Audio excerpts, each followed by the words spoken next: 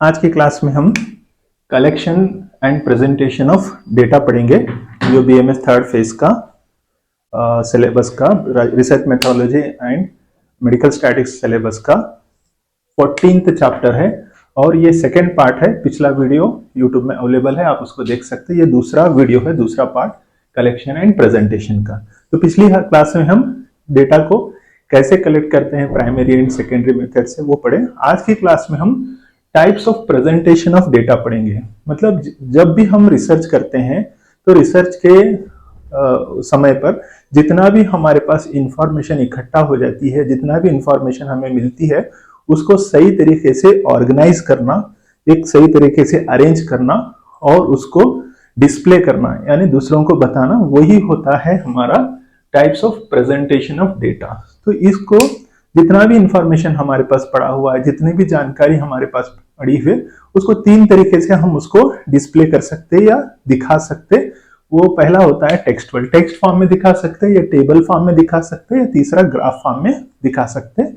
ये आज की हमारी क्लास है।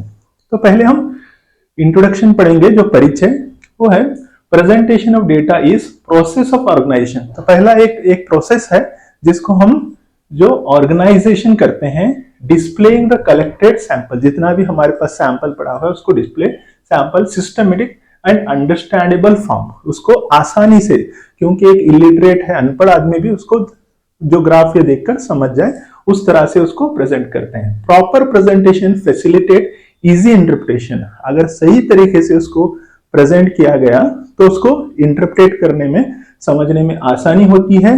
कंपेयर करने से, एक दूसरे को कंपैरिजन करने में आसानी होती है। और डिसीजन मेकिंग, कोई भी मेडिकल फील्ड में या आयुर्वेद में कंपेयर करके या उसको डिसीजन लेने के लिए दवाई कितने काम करती है, जैसे हमारी ट्रायल ड्रग से प्लेसिबो कौन सी बेहतर, ऐसा इस तरह से डिसीजन लेने में ये मदद करता है। ये है हमारा इंट्रोडक्शन। अब इसके बाद में हम एक के बाद एक समझेंगे type of presentation of data. तो डेटा को कैसे जो है प्रेजेंट किया जाता है, कैसे डिस्प्ले किया जाता है। तो पहली चीज है टेक्सटुअल प्रेजेंटेशन, मतलब लिखित में प्रेजेंट करना। तो क्या होता है textual presentation? Is a presentation of data in the form of word, sentence और पैराग्राफ्स।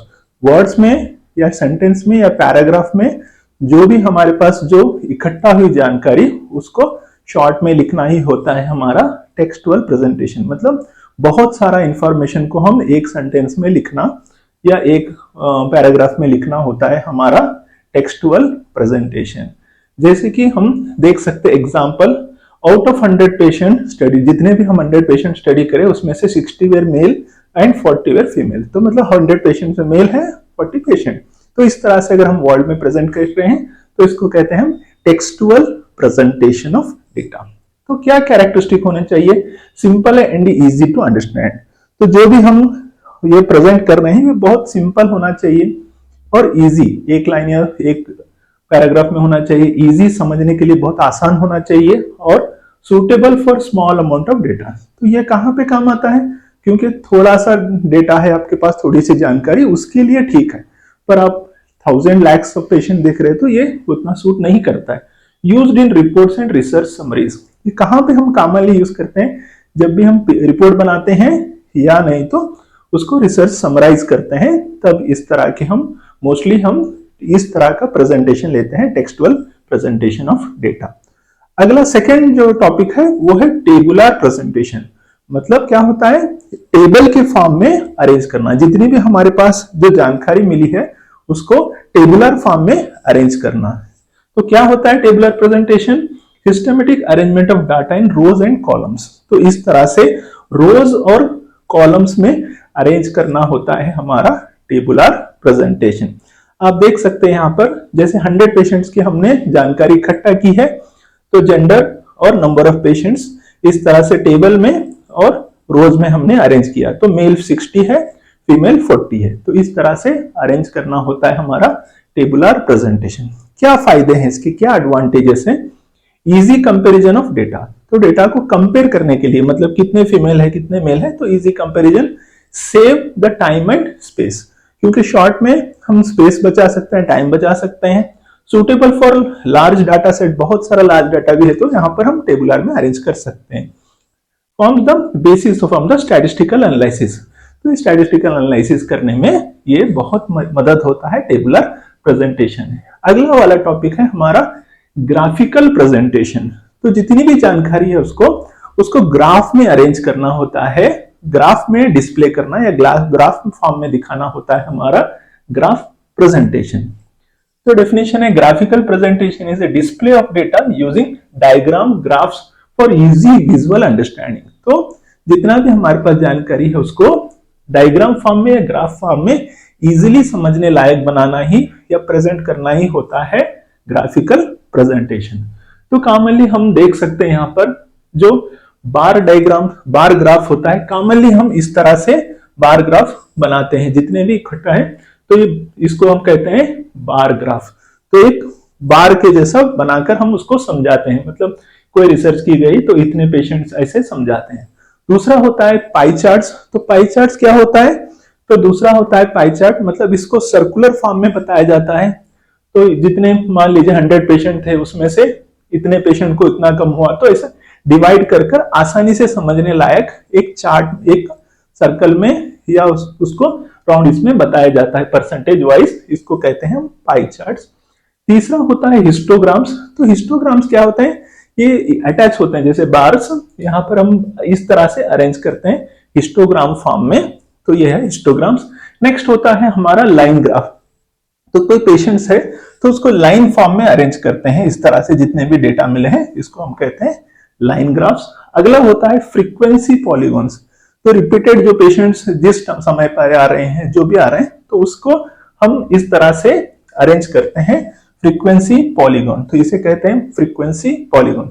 लास्ट वाला होता है स्कैटर डायग्राम्स, मतलब जिनकी भी जानकारी इकट्ठा हो गई तो सराउंडिंग में जो ऊपर नीचे जितना भी हमारे पास डेटा इकट्ठा हो रहा है उसको एक लाइन में प्रेजेंट करते हैं, इसको कहते हैं स्कैटर। कितना बिखरा हुआ है उसके हिसाब से हम डायग्राम अरेंज करते हैं, इसको कहते हैं स्कैटर्ड डायग्राम्स। तो इस तरह से हम ग्राफ में प्रेजेंट कर सकते हैं। तो क्या फायदे हैं, एडवांटेजेस क्या होते हैं? Attractive and easy to interpret, क्योंकि अनपढ़ लोग भी जो है इजीली समझ सकते हैं कि हाँ भाई इतने 100% रिजल्ट में इतने लोगों को फायदा हुआ है, इतने फीमेल थे, इतने मेल थे, या जो भी जैसे भी प्रेजेंट करते हैं। तो ये अट्रैक्टिव दिखते हैं, इजी टू इंटरप्रेट, पढ़ने के लिए आसान होते हैं। Helps to identify the trends and comparisons, compare करने के लिए क्या ट्रेंड्स को एनालिसिस करने में मदद होता है। Useful for presentation and research publication, इस तरह के जो होते हैं तो रिसर्च को हम पब्लिकेशन कराते हैं, वहां पर बहुत आसानी से मदद होता है, क्योंकि हमारे एमडी, एमएस या पीजी लेवल के जो थीसिस होते हैं वो प्रेजेंटेशन या पीएचडी के थीसिस को प्रेजेंट करने के लिए ये प्रेजेंटेशन ऑफ रिसर्च पब्लिकेशन में बहुत आसान होता है इस तरह से प्रेजेंट करने। एग्जाम्पल है हमारा bar graph, bar diagram showing the number of male and female patients attending to Ayurvedic OPD. तो कितने नंबर के पेशेंट्स अटेंड हुए, इस तरह से हम बार ग्राफ में हम बता सकते हैं। तो यह एग्जाम्पल। नेक्स्ट एप्लीकेशन, क्या फायदा है इस तरह के प्रेजेंटेशन करने का, मतलब जितना भी जानकारी इकट्ठा हुई है उसको डिस्प्ले करने से क्या फायदा होता है मेडिसिन में, आयुर्वेद में। तो पहली चीज है presentation results of clinical trials. तो इस तरह से जितने भी इंसानों पे जो अनुसंधान हुए, रिसर्च हुए, वो रिजल्ट को ट्रायल्स को बताने के लिए हम इस तरह के जो है प्रेजेंटेशन यूज करते हैं। नेक्स्ट है डिस्प्ले डिसीज प्रिवेलेंस। तो कौन सी डिसीज ज्यादा फैली हुई है, जैसे मान लीजिए मार्च रिजल्ट, जो भी मंथ चल रहा है अभी जुलाई अगस्त, तो कौन सी डिसीज नंबर 1 पे है या सेकंड, जैसे डेंगू है, मलेरिया है, टाइफाइड है। तो इस तरह से हम कौन सी प्रिवेलेंस, कितना फैली हुई प्रिवेलेंट है, उस तरह को हम प्रेजेंट करने में बताता है। कंपेयरिंग द डिसीज, तो डिसीज को कंपेयर करने में मदद करने के लिए, और preparing the research dissertation and scientific publication के लिए भी हम इस तरह का जो प्रेजेंटेशन हम यूज करते हैं। अगर आपको अच्छा लगा आज का वीडियो तो लाइक करिए, और लाइक करके मोटिवेट करिए, और अपने क्लासमेट के साथ शेयर करिए और सब्सक्राइब करिए। Thank you.